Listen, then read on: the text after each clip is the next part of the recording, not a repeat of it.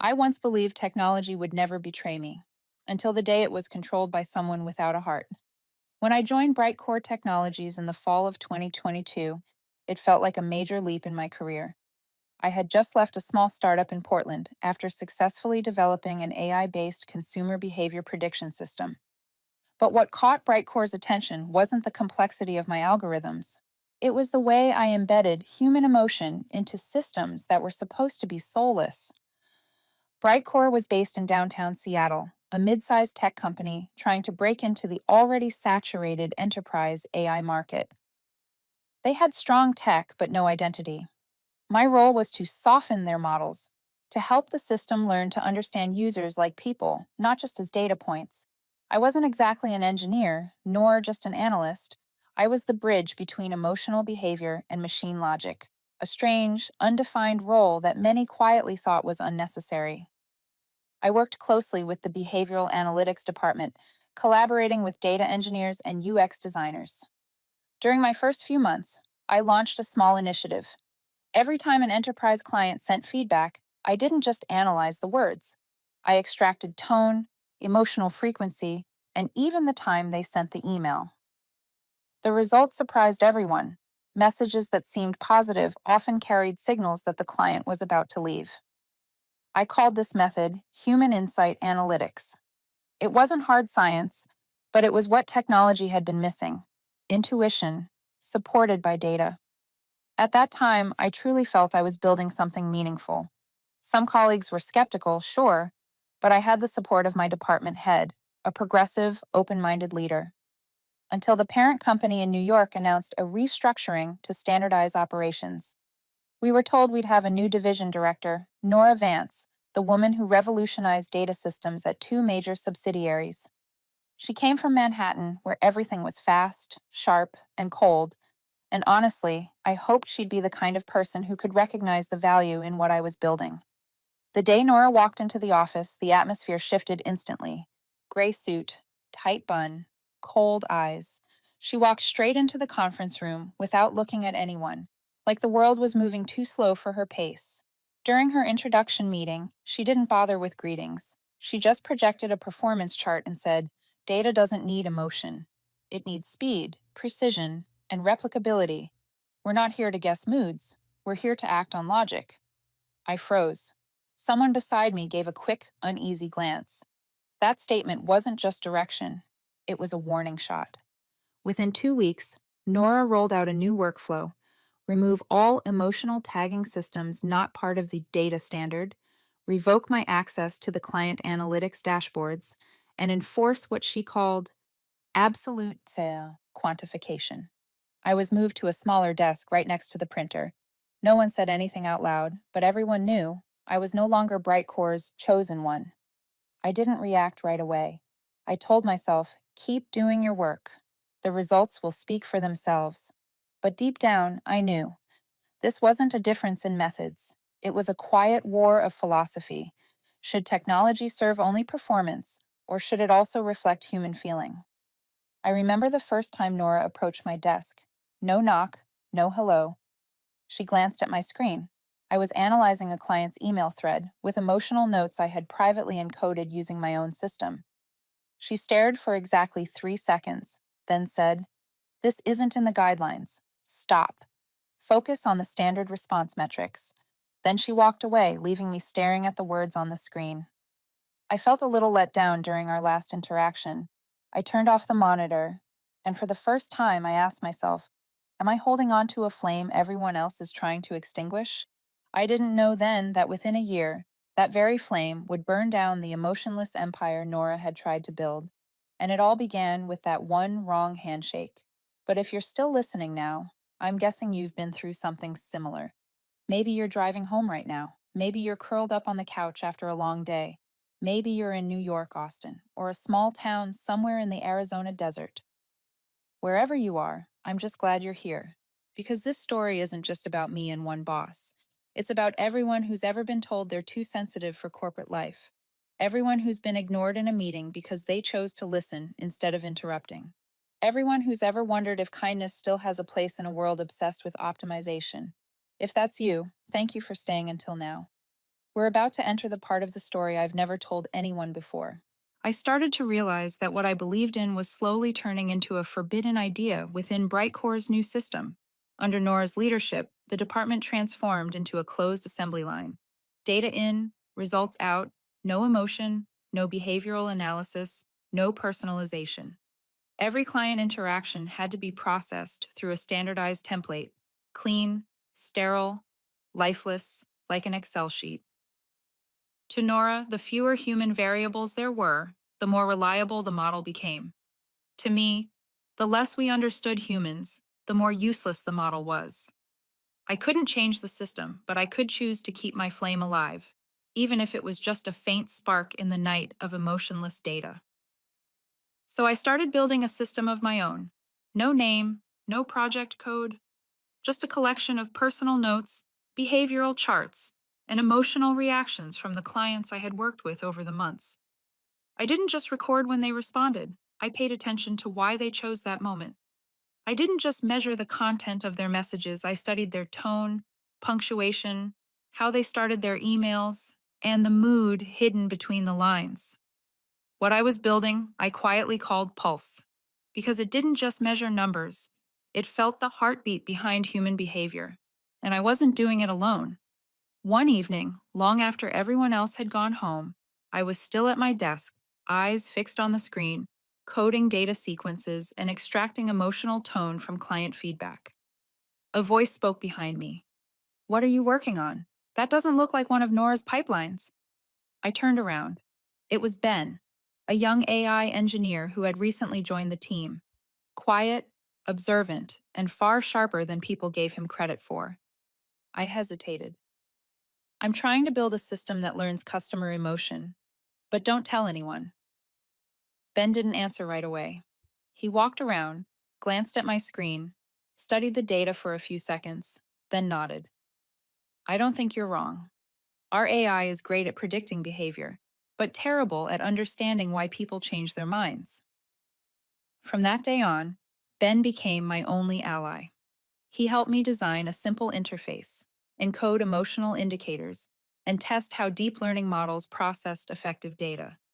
We worked in silence, after hours, in quiet coffee shops, on a double encrypted private drive. I knew that if Nora found out, we could lose our jobs, but I also knew that if we didn't do it, everything I believed in would eventually disappear. Once, Ben said something I never forgot. "I don't think this is about technology. I think it's about how we choose to treat people." That line hit me hard. Because he was right. I wasn't fighting to prove a better algorithm. I was defending a way of seeing the world that, even in the age of machines, kindness and empathy still mattered. 6 months later, the prototype of Pulse was born. We ran it on anonymized feedback data from 10 former clients. Pulse not only identified who was likely to leave, but also revealed the emotional reasons behind it. Felt abandoned after last support session, didn't receive enough updates, communication felt too cold, things Nora's system had never once detected. And then something no one expected happened.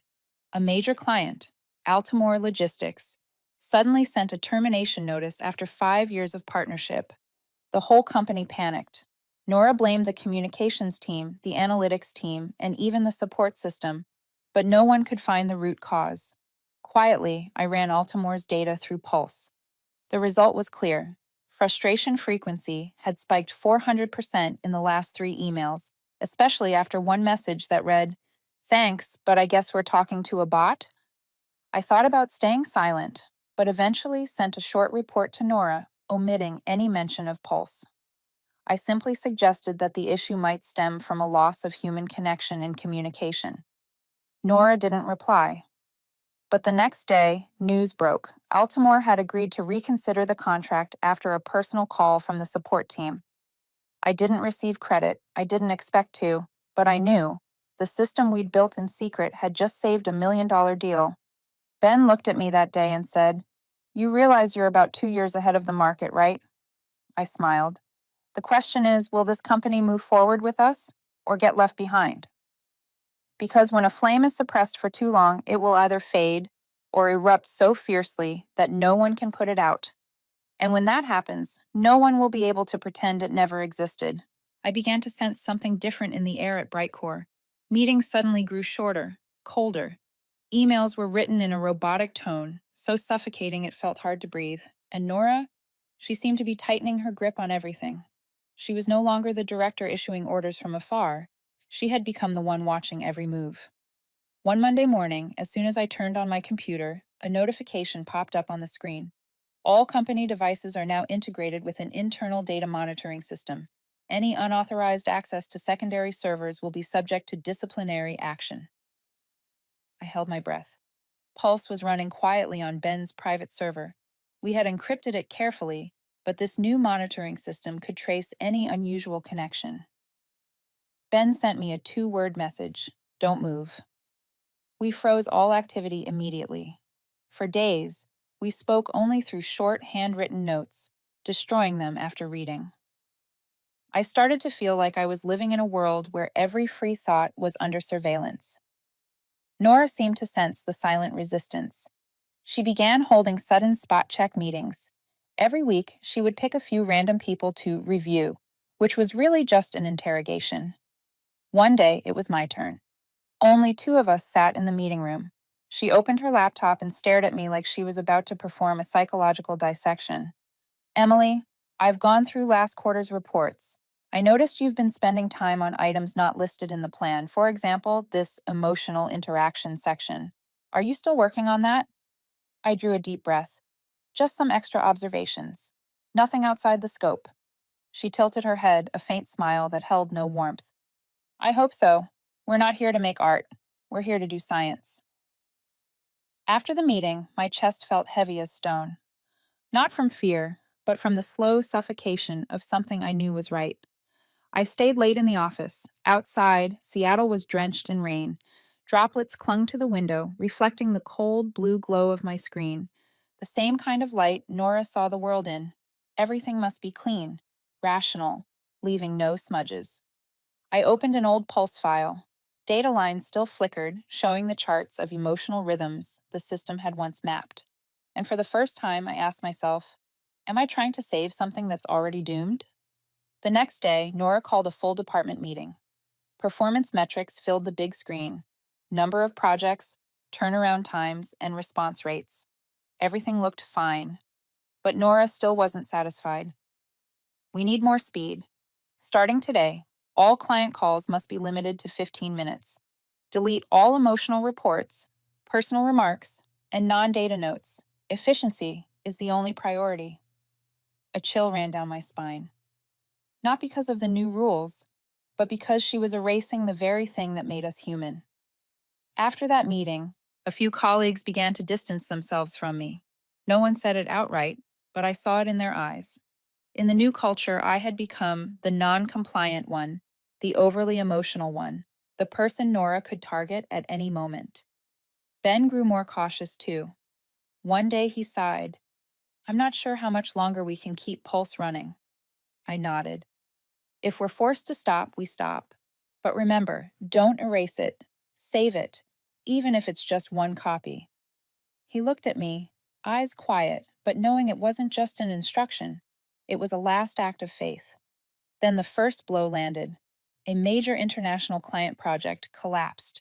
The AI system Nora had staked everything on mispredicted consumer behavior, costing the company hundreds of thousands of dollars. At the emergency meeting, Nora stood in the center of the room, eyes avoiding everyone, and said, "The error came from a human variable. Someone introduced emotion into the model." The room fell silent. All eyes turned to me. I didn't speak. I just stared back. And I realized she didn't need proof. She only needed someone to blame. That night, I sat alone in my small Capitol Hill apartment. My laptop screen stayed open, showing Pulse's log files. The code pulsed steadily like a heartbeat, patient, quiet, stubborn. In the dark, I whispered to myself, I won't let them erase this, not anymore. But deep down, for the first time, I felt real fear. Not fear of Nora, fear of the price I might have to pay if I kept going. Because when the dark starts speaking, you only have 2 choices: stay silent or become the flame. And I had chosen to be the flame. I asked myself, when you're no longer allowed to speak, will you stay silent or create a noise so loud it can't be ignored? I chose the second. After the shock of cold meetings, the distant looks from colleagues, and the veiled warnings hidden in internal emails, Ben and I knew if we didn't do something truly different, everything we believed in would be erased by the system. So we began, quietly, silently, steadily. 12 months. No one knew, not a single official record. Every evening after work, we sat there pretending to handle system error logs. But inside a triple encrypted virtual server, Pulse was growing day by day. From dry lines of feedback, Pulse learned to detect the emotions behind the words.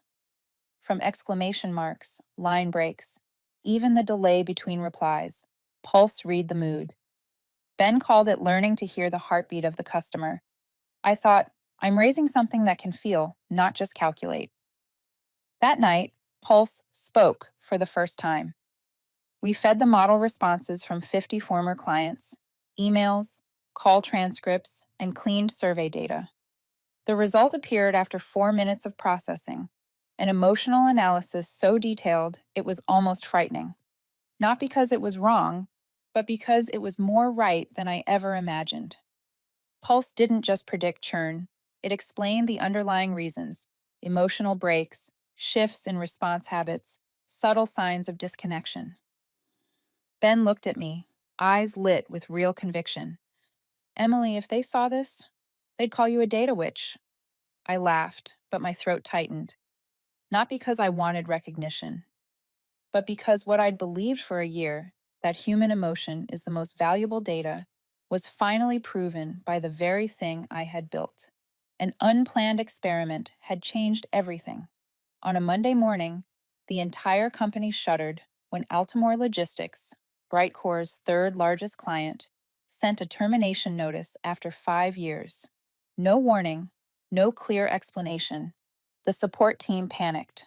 Nora called an emergency meeting. The official AI system hadn't detected a single sign of risk from Altamore, but I felt something was off. That night, in the darkened office, Ben and I ran Altamore's data through Pulse. The result appeared after 3 minutes. Frustration index up 432% in the last 2 weeks. Emails are shifting from polite to cold. A short final line flagged in red. I guess I'm talking to a bot, aren't I? Pulse concluded the client felt abandoned. The human connection was gone. I didn't file an official report. I simply sent a quiet suggestion to the support team: try a direct phone call instead of a template email. 48 hours later, Altamore reversed its decision to cancel the contract. No one asked why. No one traced the suggestion. But I knew Pulse had just saved a $1.2 million deal. And from that moment, I had no more doubts. I looked at Ben. He said just one thing: you. No, maybe Pulse isn't just a project, it's our manifesto. I nodded, because I thought so too. We accelerated, optimized the algorithm, logged every real world example, built a live demo. I prepared everything for the upcoming quarterly review, where teams were allowed to present new initiatives. I wasn't sure the CEO would let me speak, but I knew if I didn't do it now, I'd never have another chance. I prepared for the day of reckoning. 3 nights before the meeting, I wrote the presentation script. No complexity, no theatrics, just the truth. People don't leave companies because the product is bad. They leave when they feel unheard. I printed 3 copies, one for the CEO, one for the head of engineering, and one to hand to Nora, if she gave me the chance. Ben was nervous. He said, "Once you go up there, there's no turning back." I answered, "If we stay silent, we'll just become another line of code to be deleted." And I knew. Pulse was ready. And so was I, more than ever. The quarterly meeting at Brightcore took place on a rainy Wednesday morning. Seattle's sky was a dull gray, as if the city itself knew today wouldn't be an ordinary day. The 11th floor conference room was packed. 42 people, mostly technical leads, analysts, and mid-level managers. Chairs arranged in a crescent. A wide LED screen took up almost an entire wall, displaying the dry metrics of the last quarter: processing efficiency, completed projects, and customer response rates. Everything looked fine, but no one seemed excited. Nora sat at the center table beside the CEO. Her face was unreadable, her eyes gliding over each slide like she'd seen them 1,000 times. No one dared interrupt. No one dared say anything not already in the report, until the CEO spoke, like a final formality. Does anyone want to present an additional initiative? Any idea not yet in the plan, but with growth potential? I stood up. The whole room froze for half a second. I knew they weren't expecting anything. Some probably thought I was trying one last time before being pushed out of the circle of influence. Some were just curious. But Ben, I saw him nod slightly from the back row. His eyes were full of worry, but also shining with hope. I walked up, plugged in the USB I'd prepared. The first slide appeared, black background, white letters. Pulse. Human insight in action. A few murmurs spread. That name had never appeared in any plan. No one had heard of it. But I knew it was the soul of the past 12 months, the one thing that kept me believing technology wasn't just for numbers. I didn't present in the usual way, no heavy jargon, no flashy charts. I started with a story about Altamore Logistics, about an ignored email, about a harmless looking line. I guess I'm talking to a bot, aren't I? I talked about how customers feel abandoned, how tiny details in feedback can hold entire undercurrents of frustration. Then I spoke about Pulse, a system that could see that, a technology that didn't just measure but felt. I pressed the button.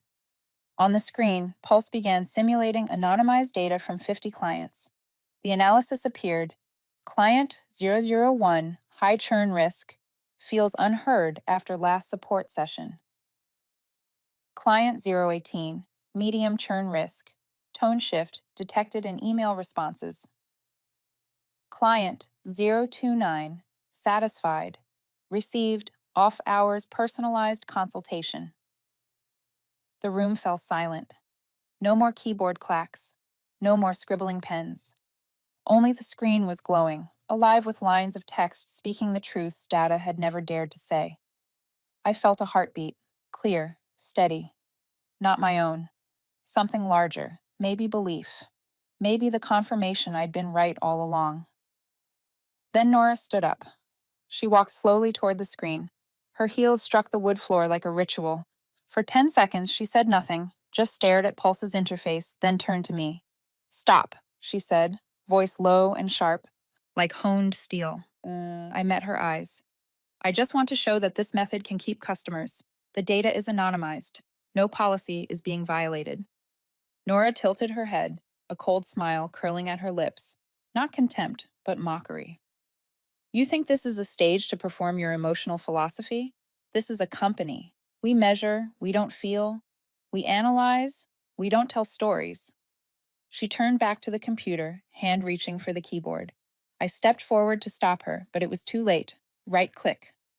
A dialog box appeared. Are you sure you want to permanently delete this file? No one spoke. She didn't need an answer. Click. The entire Pulse folder vanished from the screen, from the company's system, at least in their eyes. I stood still. Something cracked inside. Not pain, but release. 42 people witnessed the deletion. No one spoke up. Ben wasn't looking at the screen anymore. He was looking at me, his eyes red but holding back tears. Nora turned back, brushing her hands as if she'd just cleaned up a messy desk. From today, we return to standard protocol. No more emotional drift, no more unapproved experiments. Efficiency is the only guarantee of this company's survival. Then she looked at me, voice ice cold.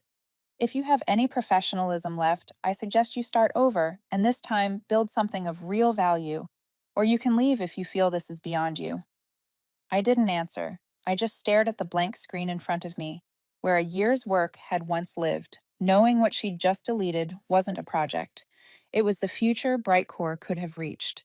But what Nora didn't know, 3 nights earlier, Ben had backed up the entire system to an independent server, encrypted with a key only we held. Pulse was still alive, not here, but alive, and it was waiting for a place worthy enough to be born again. I walked out of the conference room without a word. Less than 2 hours later, as I stepped through Brightcore's main doors into the rain, my phone buzzed. An unknown number, California area code. I stopped, answered. A voice came through, deep, clear, carrying something I hadn't realized I needed to hear. Hello, Ms. Carson. This is Lumina Analytics. We've heard about what you built with Pulse. And I think what they called trash is exactly what the world is looking for. I didn't reply right away, but for the first time in a year, I smiled. Because I knew everything was just beginning. The rain kept drumming softly on Brightcore's glass roof, but as I lifted the phone to my ear, the world around me seemed to hold its breath. Hello, Ms. Carson. I'm Joseph Lin, Director of Strategic Creative at Lumina Analytics. I believe you know who we are. Of course I did. Lumina was Brightcore's direct rival in behavioral AI for enterprises. But unlike Brightcore, they were famous for their technology with a soul philosophy. Their CEO's speeches at international conferences always began with a line about psychology, not about data. And now they were calling me. Joseph continued, straight to the point, no small talk. We heard about this morning's meeting, about what you presented, and about how it was deleted. I froze, silent. 1,000 questions swirled in my head. How did they know? Who told them? But Joseph seemed to anticipate. Ben applied to Lumina 6 months ago. He wasn't selected due to a lack of experience, but he left a strong impression with his vision. And since then, from time to time, he's been sending us ideas. Not internal data, just concepts, theoretical models. I exhaled quietly. So it was Ben. Not betrayal, just planting a seed long ago. A silent nod sent into the dark that now had begun to bloom. He didn't say anything specific, but today, after Pulse was deleted, he sent us an email. The only subject line, now it's time. Joseph paused, then said each word clearly. And I completely agree. His voice wasn't excited. It carried weight, the seriousness of someone who understood he was facing not just an opportunity, but a moment that could shift an entire business philosophy. We'd like to invite you to our headquarters in Palo Alto. You can name your own terms. Position, Director of Human Strategy, the person shaping the direction of empathic AI across our entire product line. I stood motionless in the glass hallway, rain sliding down my shoulders.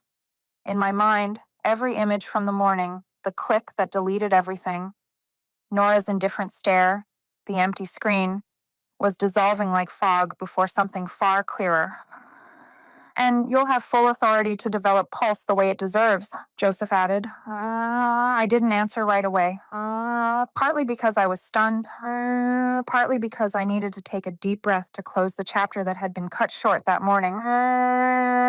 Thank you, Joseph. I don't know what Ben sent, but I know I'm ready. He gave a small laugh. We don't need you to bring anything from Brightcore. We know you haven't. Pulse isn't a data file, it's a philosophy. And that philosophy can't be erased with a click. The call ended quickly. Simple. No contract, no confirmation email, just a conversation between two people who understood what really mattered. I walked out of the building for the first time in 14 months without a badge hanging from my neck. Seattle was still raining, but now it didn't feel wet. It felt like it was washing away everything old, heavy, imposed, making space for something new to grow. That night, in my small Capitol Hill apartment, I didn't turn on the lights. I let the glow of my laptop spill across my face. I opened a professional network page, typed a few lines. Leaving isn't failure. Sometimes it's the start of a blueprint you truly own. Then I added a small caption. Welcome to the age of empathic AI. Pulse was never deleted. It's only now beginning to live where it truly belongs. I hit post, and when the first notification appeared, Joseph Lin has shared your post, I knew that this time I wasn't walking alone. The next morning, I woke before my alarm.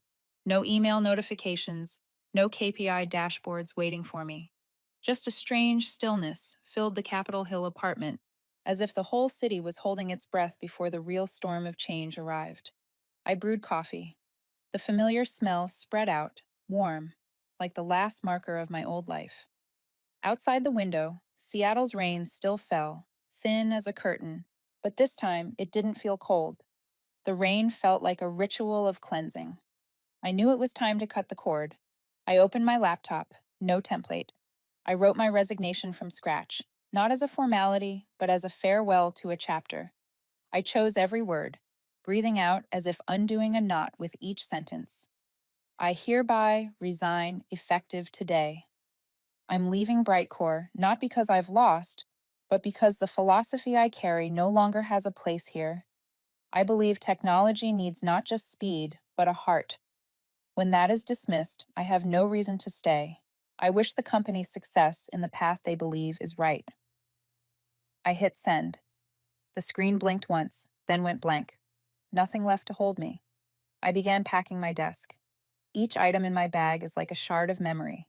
The ceramic mug printed with, "Empathy is not a bug, it's a feature." A photo of our team from earlier in the year, laughing in front of a whiteboard full of emotion maps. A worn notebook with my first sketches of Pulse. The office felt slower that morning. A few coworkers passed by, nodding awkwardly, no one daring to stop. In a place where everyone feared being watched, silence had become the only way to show feeling. Only Ben was the same as always. He walked over, quiet, holding a white envelope. He handed it to me, hesitantly. "I wrote this a while ago. Didn't know when to give it, but today feels right." I took it, feeling it way heavier than the resignation email I'd just sent. I didn't open it yet. We looked at each other for a few seconds, no words needed. Ben's eyes held something sad, but bright, a small light at the end of a long tunnel. He said softly, "You showed me technology isn't just code. If one day you build something new, I hope I can be there, building it with you." I nodded, throat tight. "Ben, don't let them take that belief from you. You still have so much to do." He smiled, rare and genuine. "I'll keep it, and I'll keep the pulse back up, like you told me." I squeezed his shoulder lightly. "See you in a better place." I slipped the envelope into my coat pocket and turned to leave. As I reached the elevator, Nora stood at the far end of the hall. Her eyes were as cold as ever, but this time something flickered, like she wasn't used to seeing someone step out of her circle. I paused, not to confront, but to say what I needed for myself. "You're not wrong to want optimization, but you've forgotten that customers aren't data sets. They're people, and people remember feelings, not charts." She said nothing, just stared. I didn't wait. I stepped into the elevator. The doors closed, the sound like a single stroke of a pen, ending a long, wet chapter of Seattle rain. Outside, the rain had stopped. I stood on the steps, opened Ben's envelope. Inside was a carefully handwritten note. "Emily, I don't know where the future will take you, but I believe Pulse isn't a project. It's a way of seeing the world. I'll tell the story of Pulse to every young engineer who comes after, not to brag about an algorithm, but to show them technology can have a heart. If one day you build a new home for this philosophy, I hope I'll be there, building it with you. This time, no longer in the shadows. Thank you for not giving up, so people like me can keep believing in something good." I folded the paper gently, like folding a talisman. For the first time in months, I felt light. Not the pain of losing work, but the relief of setting down a weight and walking out from under it. That day, I didn't sign the Lumina contract right away. I spent it walking along the river, watching small boats drift by. I thought about every line of data I'd logged, every client who'd called, every time Pulse had felt the heartbeat of someone unseen. Not with regret, but to carve into my memory that everything I'd done had meaning, and it would live on, in a new place, under a new form. At nightfall, I opened my email and typed a short line to Joseph Lin. "I'm ready." I hit send. The screen dimmed. My own reflection stared back from the window glass, calm, no longer exhausted like a month ago. And I knew tomorrow wouldn't be leaving Brightcore anymore. Tomorrow would be beginning something new. The next morning, as I walked into Lumina's headquarters in Seattle's pale dawn light, I felt something I hadn't in months. The air here wasn't heavy with pressure. Every glance wasn't a judgment, but a question shared aloud. How do we make AI understand people, not just data? In the wide, bright hall, I saw Ben.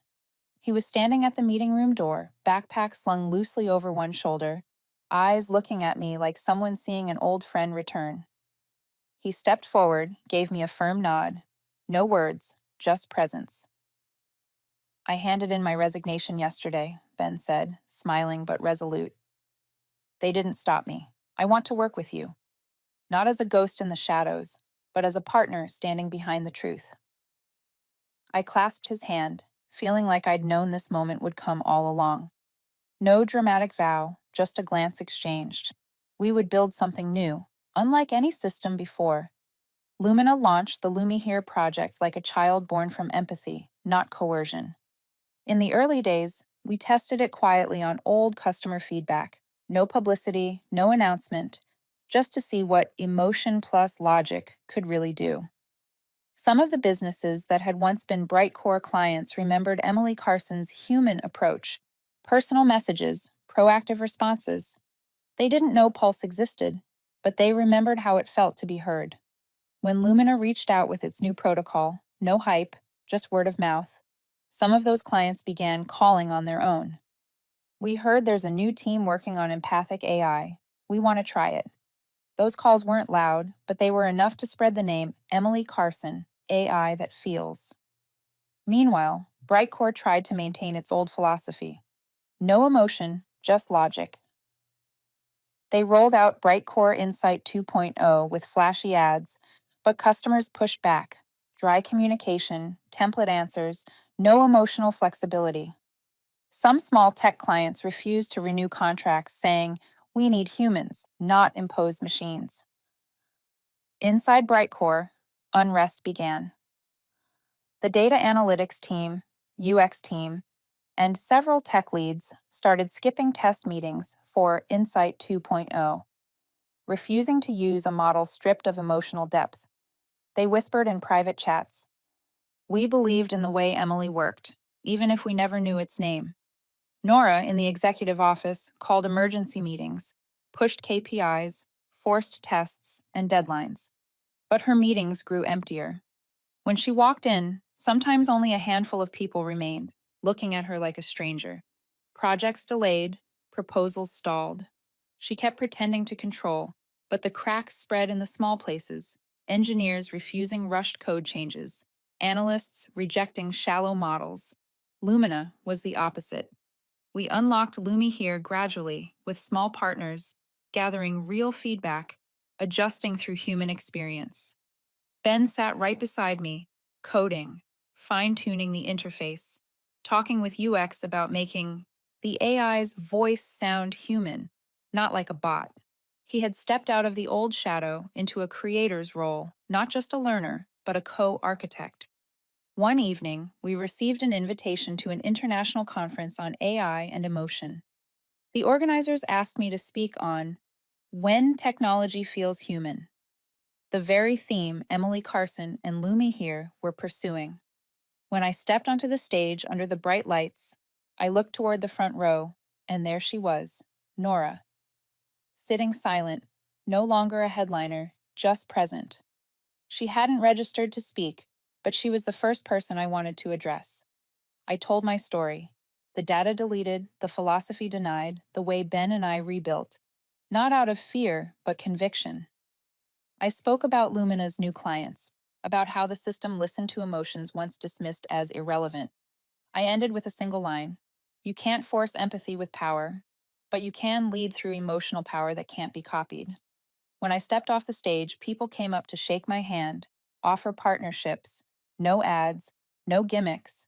The philosophy had spread. Ben stepped up beside me, took the microphone, and thanked the engineers and UX team.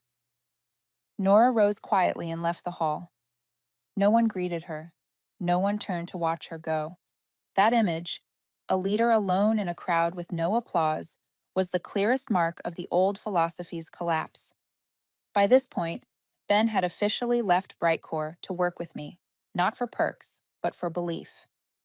Nora's downfall didn't need a direct blow. It happened when people stopped believing in her. And under the backstage lights of the conference, I felt it clearly. The door I'd dreamed of building had opened. No revenge needed. The real victory was stepping through it, alongside someone who believed. The following year, under the stage lights of the AI and Humanity 2030 conference, I walked up to the podium to the sound of applause. Lumi here was no longer a trial. It was a product winning contracts, earning trust, drawing in partnerships, the current flowing exactly where I had once only dreamed it could go. They handed me the award for Breakthrough Human AI Leader of the Year, an international honor for turning empathic AI from an idea into a working reality in a cold world of data. When the MC called my name, my heart gave a small ache, because I knew I wasn't standing here just because of technology. I was here because of a belief I refused to abandon. My speech was brief. I told of my first days at Brightcore, of watching my data erased before 42 people, of building Lumi here with Ben, of how companies once thought emotion in data was fluff, but now call it a competitive edge. I spoke about the customers our system kept, not with marketing tricks, but by truly listening to the feelings beneath the numbers. I mentioned late nights with Ben, prototypes deleted, times I'd been dismissed as too emotional. And finally, I said, I'm not here to prove I was right. I'm here for everyone who's ever been told they're too sensitive for professional work. Now they have a place to shine. During the Q&A, a voice rose from the front row. I didn't recognize the face, but the voice was steady, a little trembling. You, Emily Carson, correct?